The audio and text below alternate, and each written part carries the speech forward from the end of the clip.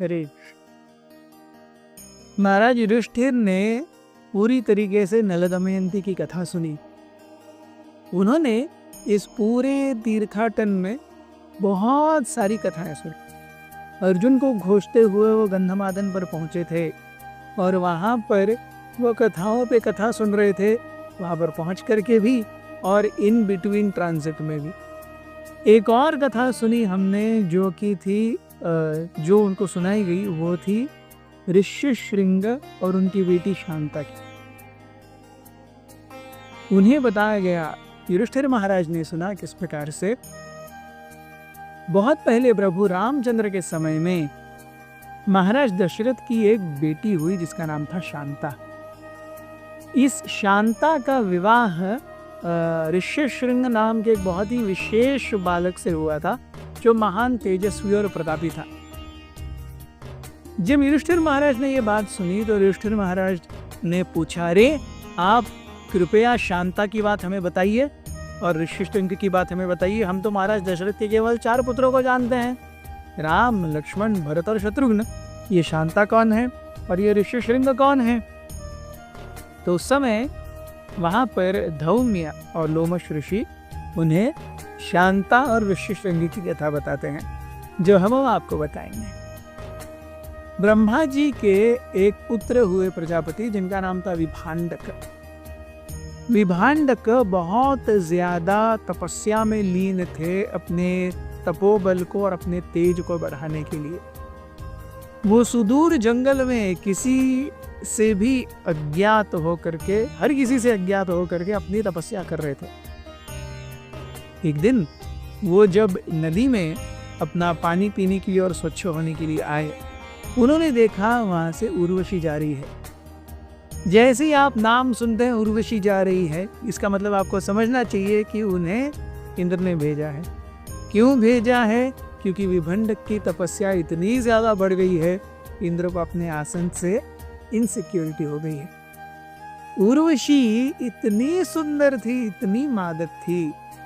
विभांडक स्नान कर रहे थे और स्नान करते करते उन्होंने जब उर्वशी को देखा, उर्वशी को देख करके उनका वीर्य स्खलित हो गया। वहीं पर पास जहाँ पर वो स्नान कर रहे थे, एक मादा हिरनी पानी पी रही थी। विभांडक का वीर्य जब पानी के ऊपर आया तो उस हिरनी ने पानी के साथ में उस वीर्य को भी ग्रहण कर लिया।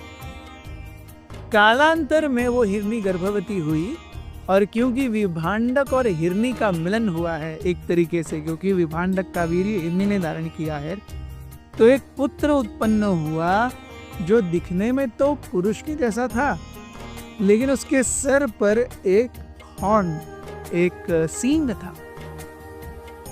तो क्योंकि वो एक ऋषि का बेटा था और क्योंकि उनके सर पर एक सींग था जिसे संस्कृत में श्रृंग कहते हैं, विभांडक ने अपने बेटे का नाम ऋष्यशृंग रखा। विभांडक ने देखा कि अरे मेरी इतनी तपस्या की हुई केवल उर्वशी को देख करके ही समाप्त हो गई। उन्होंने सोचा मैं विभांडक को देखा कि उनकी तपस्या समाप्त हो गई। उन्होंने सोचा मैं ऋष्यशृंग को ऐसे बढ़ाऊंगा कि अपने जीवन में कभी वो किसी स्त्री को देखेगा ही नहीं।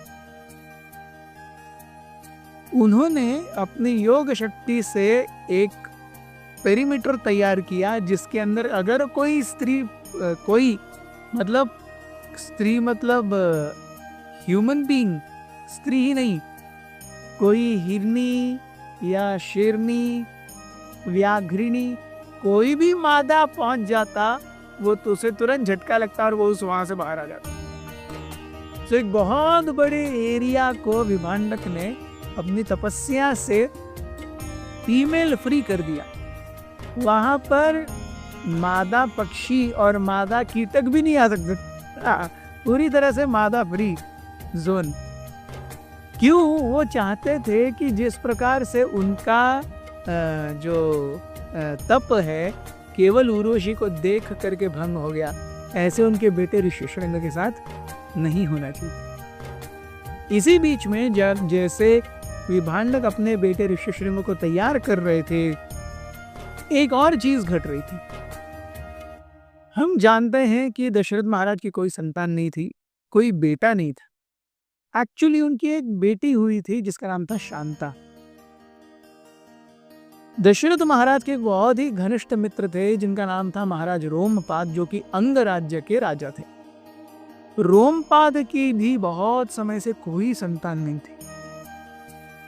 महाराज दशरथ को एक बार रोमपाद महाराज ने पूछा, रोमपाद महाराज ने संतति उत्पत्ति का आस ही छोड़ दी थी, वो अभी अपनी पत्नी का संग ही नहीं किया करते थे। तो रोमपाद महाराज ने कहा कि आपको आगे पुत्र हो सकता है, आप शादी कर रहे हैं, आप एक्टिवली एक पुत्र के लिए इच्छा रख रहे हैं, मेरी भी ये सारी इच्छाएं चली गई हैं।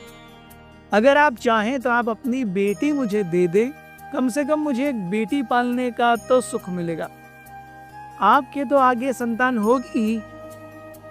महाराज दशरथ वेरी रेडिली अग्री, ठीक है, मुझे कोई प्रॉब्लम नहीं है। उन्होंने अपनी बेटी शांता ये रोमपाद महाराज को दे दी। रोमपाद महाराज ने एक बार, कथाओं में 2 वृत्तांत आते हैं।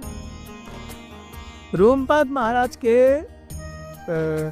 नगर में, अंग देश में अकाल पड़ा।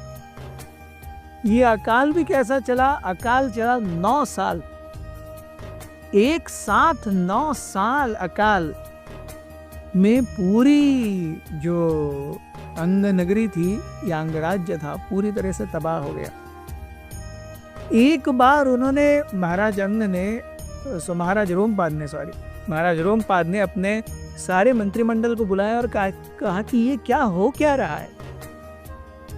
तो उनके जो मुख्यमंत्री थे उन्होंने कहा, अब यहाँ पर 2 वर्जन आते हैं। मुख्यमंत्री ने कहा, एक वर्जन में कहा गया है कि उन्होंने अपने ब्राह्मणों से कुछ झूठ बोला था किसी पर्सनल इच्छा के कारण, और उन ब्राह्मणों के को झूठ बोलने के कारण और ब्राह्मणों की रोष के कारण 9 वर्षों तक अकाल था। एक जगह ये भी बताया गया है कि रोमपाद महाराज ने पिछले जन्म में कोई भूल चूक की थी जिसके कारण इस जन्म में उन्हें इस प्रकार से चीजें भोगनी पड़ रही थी। सो बहरहाल 9 वर्षों का अकाल ये कॉमन है। 9 वर्ष का अकाल पड़ने पर वो पूछने लगे कि इस अकाल से बाहर कैसे लाया जाए। मंत्रिमंडल ने 2 उत्तर दिए। अब क्योंकि 2 भाग हैं, एक तो ब्राह्मणों से रिलेटेड, एक पूर्व जन्म से रिलेटेड, सो इन दोनों के उस मुख्यमंत्री ने 2 अलग अलग उत्तर दिए। वो क्या थे और आगे कथा कैसे बहती है ये हम देखेंगे कल। बने रहिए हमारे साथ। अथ श्री महाभारत कथा।